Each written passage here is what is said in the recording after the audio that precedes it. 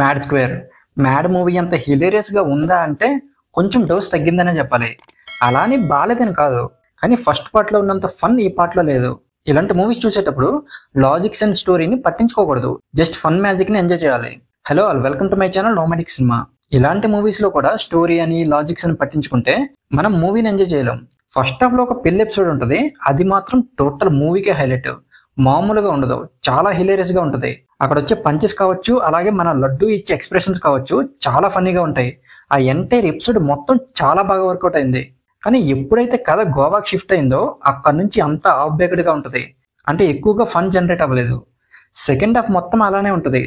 Second half కొంచెం disappoint చేసింది. Second హాఫ్లో కూడా ఒక మంచి హిలేరియస్ ఎపిసోడ్ పడి ఉంటే సినిమా రేంజ్ నెక్స్ట్ లెవెల్ ఉండేది. ఈ మూవీకి లడ్డు క్యారెక్టర్ హైలైట్, సినిమా అంతా తన చుట్టూ తిరుగుతుంది. కానీ ఎందుకో డీడీ క్యారెక్టర్ని సరిగా యూజ్ చేసుకోలేదనిపించింది. ఫస్ట్ పార్ట్లో డీడీ ఎంత మంచి ఇంపాక్ట్ క్రియేట్ చేశాడో అందరికీ తెలుసు, కానీ ఈ పార్ట్లో మాత్రం అంత ఏం లేదు తన క్యారెక్టర్. ఇంకా మిగతా క్యారెక్టర్స్లో చేసిన వాళ్ళంతా ఓకే, పర్లేదు, ఉన్నంతలో బాగానే చేశారు. సునీల్ గారితో ఇంకా ఎక్కువగా ఫన్ జనరేట్ చేయొచ్చు, కానీ ఎందుకు పెద్దగా వాడుకోలేదు. ఇంకా సాంగ్స్ అయితే ఓకే, 2 సాంగ్స్ బాగున్నాయి, స్వాతిరెడ్డి అండ్ లడ్డు గారి పెళ్లి సాంగ్స్. ఇంకా ఓవరాల్గా మూవీ గురించి చెప్పాలంటే ఫస్ట్ పార్ట్లో ఉన్నంత ఫన్ని ఈ మ్యాడ్ స్క్వేర్లో ఎక్స్పెక్ట్ చేస్తే మాత్రం కొంచెం డిసప్పాయింట్ అవుతారు. స్టోరీ అండ్ లాజిక్స్ లాంటివి పట్టించుకోవద్దు, జస్ట్ ఫన్ని మాత్రం ఎంజాయ్ చేయండి.